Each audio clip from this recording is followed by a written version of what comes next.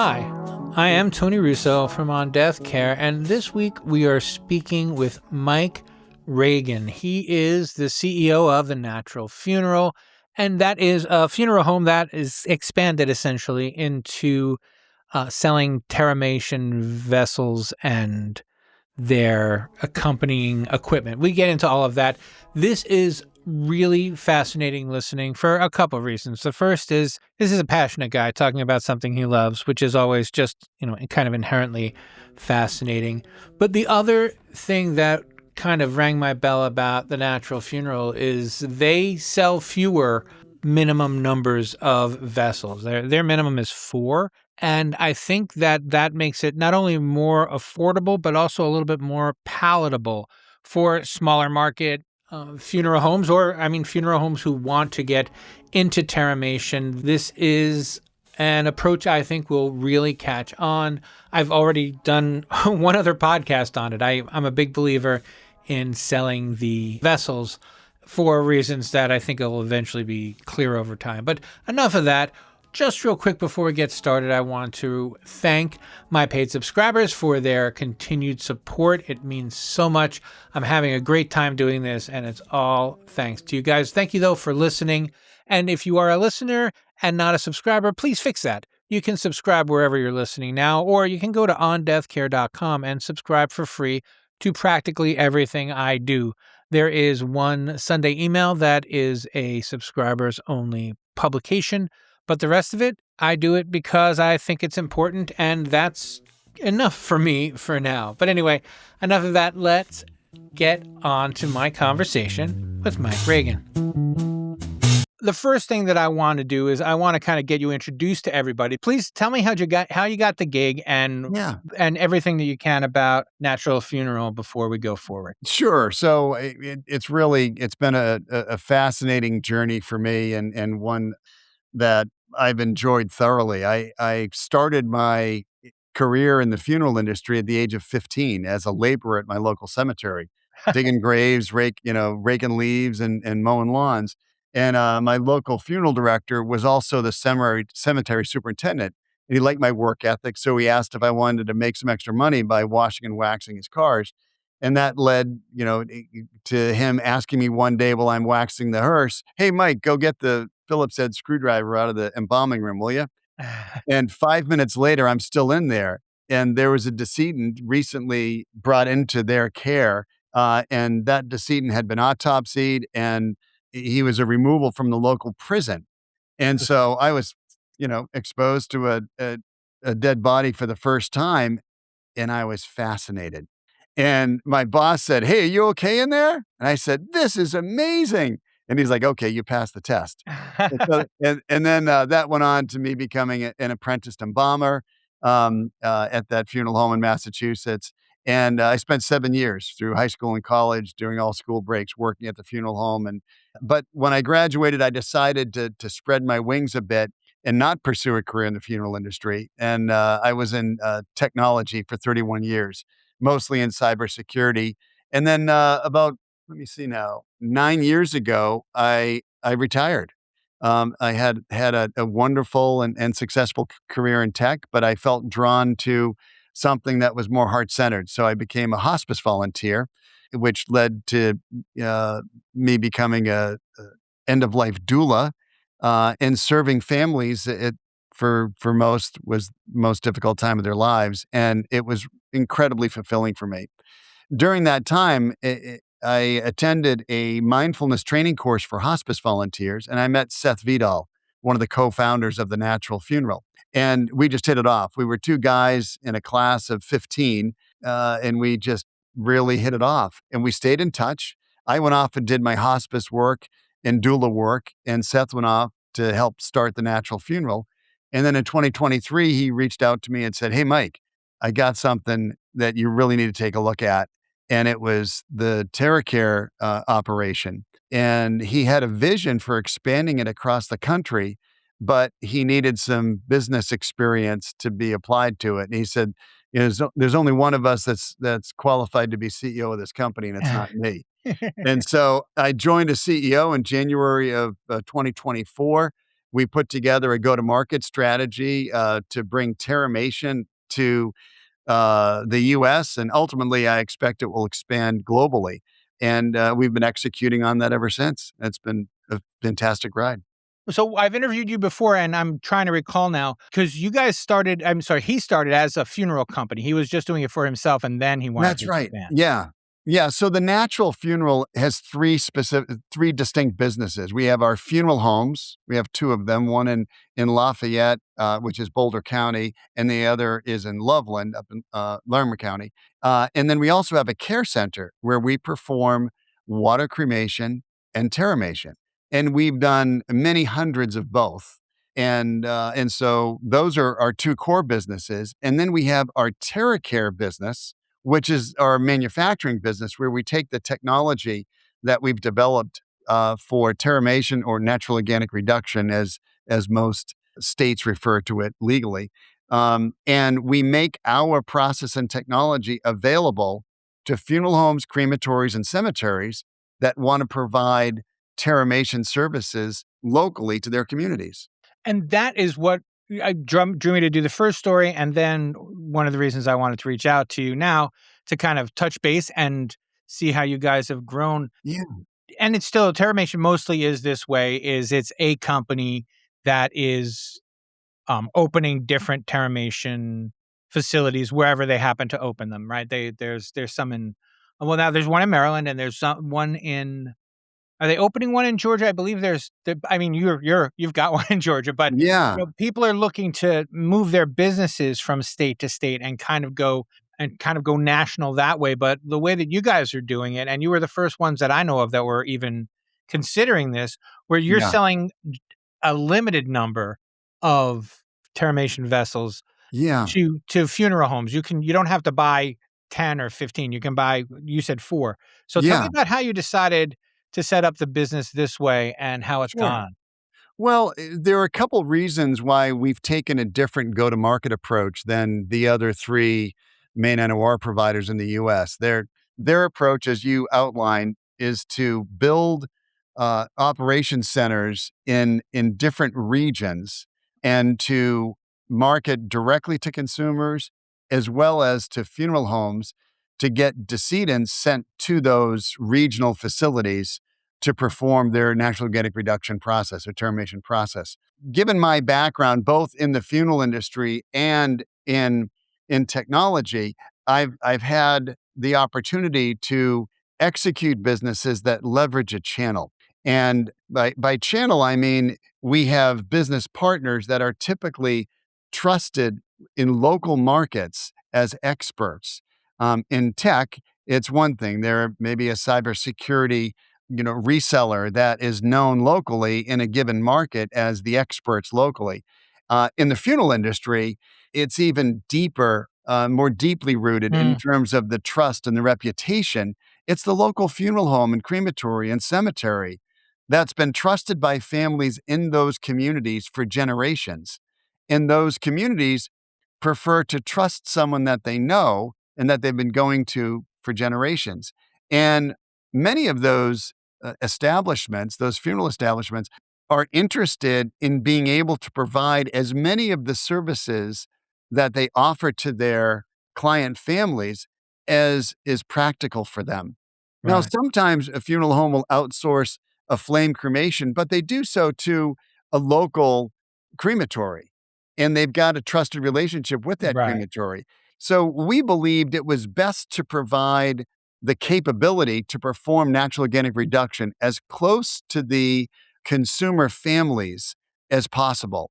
And our model, selling to funeral homes and crematories and cemeteries, or to wholesale providers that want to be local and be, close to their end client families, it made the most sense to us. And we're getting incredibly warm reception to that go to market strategy. one of the things we talked about before we got started was the first place that you were hoping to sell a place, you got pushed back too far. One of the things that is underreported, like if a state passes Terramation, you can't see enough headlines, but they also leave out the fine print where, well, it's legal, but we haven't told you how to do it yet. Yeah, and each state is different. We've got in Colorado, within 10 days of the governor signing it into law, the Natural Funeral did our first laying in and started our first process. The law Mm. did not mandate the establishment of regulations outside of what was specified in the law itself. So in Colorado, we were very fortunate in that regard. Down the road, there may be regulations that are layered on top of the law itself, but it's not mandated. Similarly, in Vermont, the law itself provides the structure for allowing an operator to open in the state of Vermont. And Sacred Soil, our partner in Whitingham, Vermont, was licensed earlier this spring and opened their facility. In other states, and I'll use California as an example. Yeah, um, so that's what I I was mean, gonna bring and up. that's, you know what, a lot of people, badmouth California. It's like they overregulate, and there may be some truth to that, but the reality is they're being very thoughtful in how they roll this out. They were very thoughtful in the way they crafted the law in California. In fact, the law itself that legalized natural organic reduction 3 years ago specified that the two entities that would be required to regulate, one regulates the facilities and the operators, and the other regulates the actual vessels used for the Ah, process. And the law itself not only specified those two entities to oversee regulation and define those regulations, they also mandated that the regulations that they define must map as closely as possible to what's already in place as a framework for overseeing crematories and alkaline hydrolysis, or water cremation, as some people refer to it. That's been in place for a few years now. And of course, flame cremation's been around forever. And the state put in place frameworks to monitor and license those facilities and the equipment used in the performing of those dispositions. And they simply said, for NOR, work as closely as you can to that predefined framework. And that's mm. what California is going to be rolling out in January. And we believe they'll be on time with that. It's always weird to me to talk about this because I covered the organic vegetable movement. Oh, no kidding. Yeah, Wow. a long time ago, because 'cause I'm 1,000 years old, and I remember when they started to bring out those regulations, there were so many organic farmers who are like, "I'm not doing it that way." I would Oh, rather interesting. I would Yeah. rather not be organic than follow these rules, and as soon as I heard that, the same thing was going on with human composting, that the state was kind of, mandating just the processes, that's where I got really nervous about it because Yeah. it can be alienating. So, are you, for example, ready to go in California? Do you think you'll be able to meet their standards as far as vessels and whatnot? Yes, yes. In fact, we made the move to stainless steel in our Gen 4 vessel. And stainless steel is likely to be the required material used Ah, for the vessel itself, the interior lining of the vessel, where the actual human composting occurs. And we've really honed our design to be highly efficient, both in terms of heat retention as well as optimizing the process to complete the transformation of the organic materials and the human body in the vessel to convert that into soil. And so we're feeling really good about how we'll line up against the regulations once they finally get published. and the reason that we're talking today, is because you've just had another funeral home come on in Georgia. And what I'd like to talk about is how our funeral home is finding out about you. How many? Because you're not cranking these out. You're very Yeah, specific that's right. in your development. So talk to me about that, and then tell me Yeah. how you met the Georgia people. Sure. Well, back to your, the description you used, which distinguished our go-to-market approach from the other main providers. We're not mandating the building of a massive facility with our Right. partners. Our partners will decide how many vessels they need based upon the number of client families they serve each year and the number of families they think will align values-wise with this new disposition option. And so we start our partners with at a minimum number of 4 vessels. The TerraCare system that would be deployed for 4 vessels has those 4 vessels themselves, plus Mhm. 4 curing bins, and then other equipment that's required to support a terramation process. And that includes our TerraT system, which delivers our proprietary biologic liquid into the process, which is really purified water coupled with 25 very specific strains of bacteria and 15 specific fungal spores that we've determined to be optimal in converting the organics in the human body into the most beautiful, dark, rich soil you've ever seen. So you've got the TerraT system, you've got an air filtration system. The entire network that's created with the TerraCare system is completely enclosed and sealed. And we have airflow into each vessel, we have airflow out of each vessel, and the air that flows out of the vessel goes through a three-part filtration of biologics, Huh. particulate, and carbon, so that when that air is then released out to the environment, it's purified. If you stood right next to the outflow vent in the roof, you'd smell nothing. The Wow. air is completely purified, and so we've got the air filtration system, the air in system.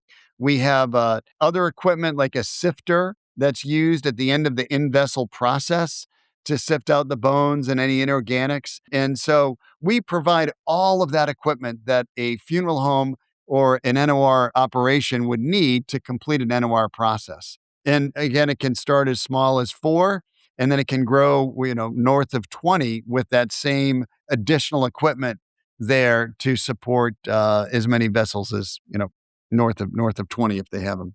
So, telling you what you told me, with the exception of the vessels, of the system comes with 4 vessels, Yeah. but the expansion of it only requires you to buy more vessels. You don't have to buy more system? That's right. And each vessel comes with a curing bin. So Very when a funeral home's doing the math to say, how many vessels do I need? They really ought to think about, well, how many families do I serve each year? And then, or each month, even, let's do it that way. Mhm. And then what percent of those families do I think would align value wise with a disposition of terramation?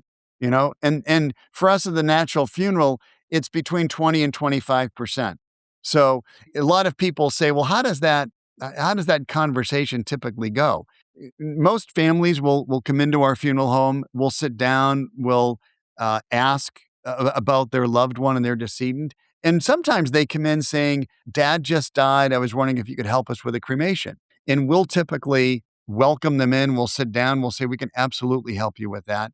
But here at the Natural Funeral, we have a couple different forms of cremation. We have traditional flame cremation, and then here we also have water cremation, and we have something called terramation, which transforms a body into regenerative living soil in 28 to 33 days. What would you like to talk about? And they're like, wait a minute, what was that other one? And we say, terramation. And explain that to me. And then we explain it. And for many people, they immediately feel an alignment values wise with terramation because maybe their loved one was a gardener. Maybe they, love to be outside. They love to hike in nature. There are so many different touch points that can align with the process of terramation that returns a body to the cycle of life rapidly. Some people come in looking for a green burial or, and right. and they say, what's the difference between a green burial and terramation? And we say, well, a green burial is when you don't embalm the person and you place them into a grave, usually a more shallow grave than one that would take a vault. And there's no vault. There may be a casket, and if there's a casket, it's one made of natural materials like a pine casket. And then you cover that person or the casket up with dirt, and then they're there in the cemetery. And Mother Nature will take about 20 years to fully convert that decedent and integrate that decedent into soil. And in terramation, a family will get their soil back after the curing process.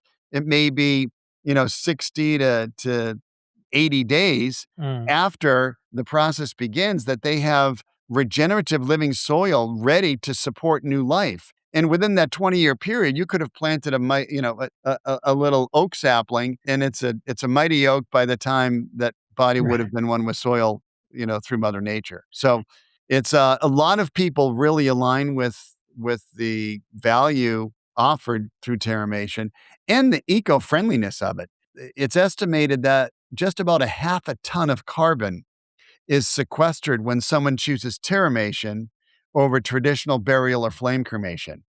So that tends to move people in the direction of selecting Terramation as well. I interviewed a guy who had, an alkaline hydrolysis business not too long ago, Yeah. and he said that when he made alkaline hydrolysis cost the same as cremation, he had, like, a 90% conversion rate. Do you find that? Do you Yeah. find that there's a cost sensitivity? You know, there is a cost sensitivity for some families, but for those that are more focused on alignment of values than Oh, cost, it's not a big deal. They're there to align a disposition choice, not based upon what's the cheapest, but rather what aligns most closely with my loved one or with the values that they lived by. mm.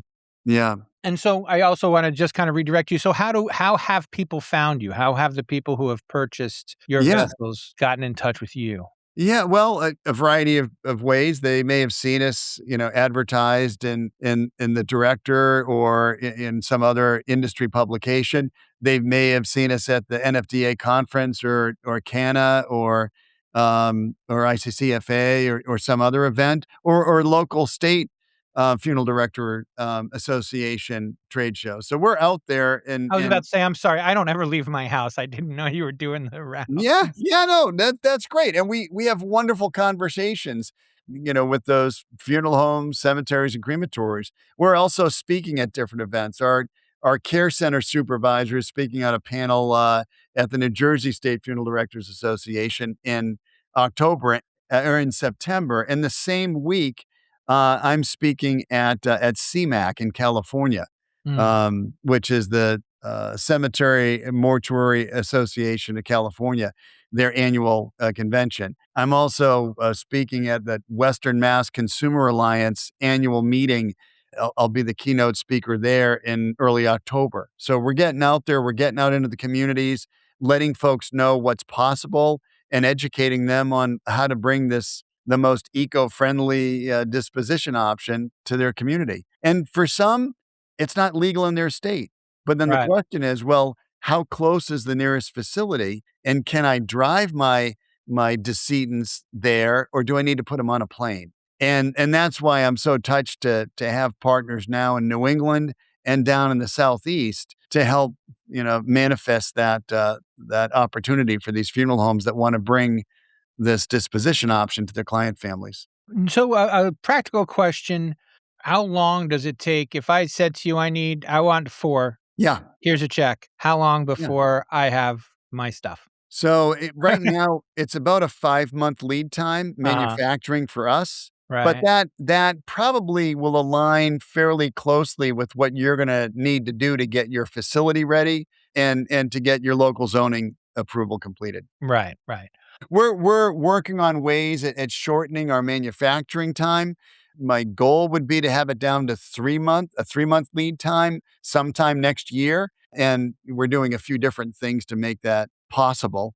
But I think in the outside, I think 3 months was probably going to be the fastest that a funeral home or crematory would be able to do what they need to do to get right. ready to bring this on board and start offering it themselves. So yeah, I think that timing, works well for all of us. Yeah, no, in lots of places, it takes a month at least to even get on the zoning committee thing, Yeah, and yeah. then you have to deal with all the pitchforks and torches, Well, which you know is what? go Yeah, ahead. I'll share with you. Yeah, so a real experience around that one when our partner in Vermont, in Whitingham, Vermont, went to get zoning approval, we supported them, and we support all of our partners through that process, and we helped them draft a pamphlet that explained what it was that they were gonna be doing, opening an NOR facility, and then we went and joined them at the zoning committee meeting, and there were neighbors there, and the zoning committee asked us questions, and they were really welcoming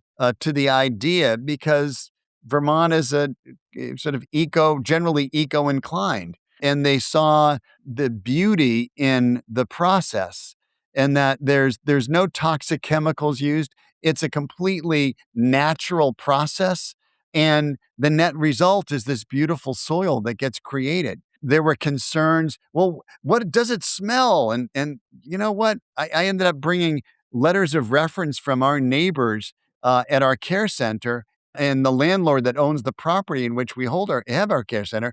And they said, look, we've been neighbors here for 5 years, and we love what this company does. We've never had any complaints. We've never smelled any odors that would be offensive. In fact, it smells kind of like a garden center, Mm. because they've got soil in there and other organic materials. So we went to the zoning committee meeting with our partner.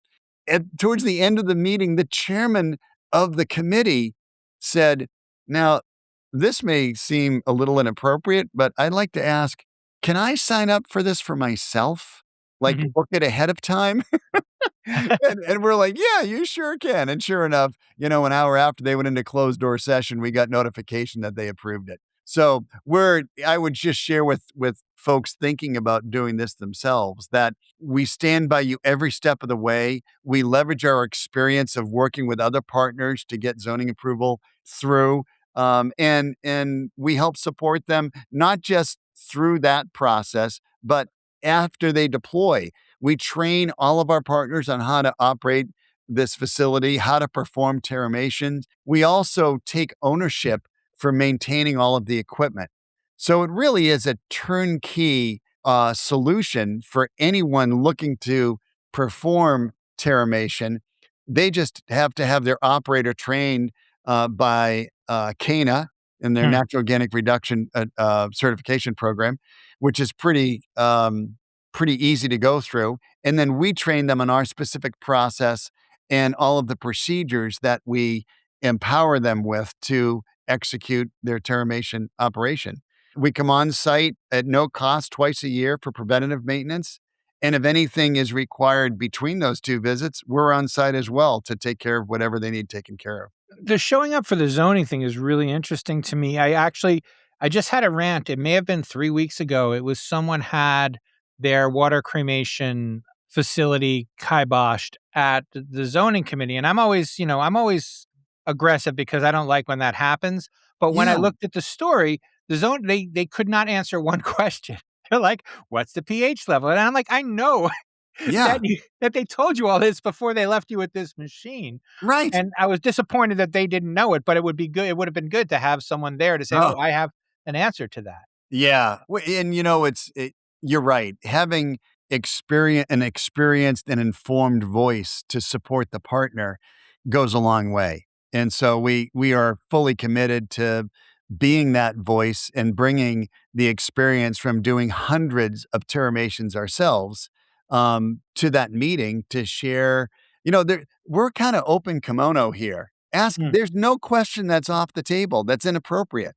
What's your concern? There's really nothing to hide. right. We're not artificially heating. We're not cooking the bodies. It's all a natural process. We seal the vessel, and then the organics and the beautiful gut biome in the decedent's body does all the work, coupled with the tea that we add. When we place a decedent into a vessel, even if we take them right out of a cooler and their body's, let's say, at 35 degrees, we lay them on the bed of organics, we seal the vessel, and within 24 hours, the inside temperature of that vessel is naturally going to exceed 140 degrees. Wow.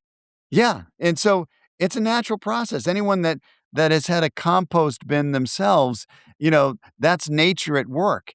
If a tree falls in the woods, nature knows what to do with it to regenerate that material to foster new life. And the same thing's happening inside our vessels. So we love to explain that to zoning committees or anyone else that's curious. And most people get fascinated by it and realize, wait a minute, this isn't a taboo subject. We shouldn't be Mm. running away from discussing this. This is nature at its best. And kind of along those lines, something that's been disappointing me time after time in recent legislation is people are terrified of the dirt. Is there anything that you guys are doing, or is there anything that can be done? Is there anything that I can do to make them stop saying that the dirt is as good as poison and shouldn't be allowed to be used for anything?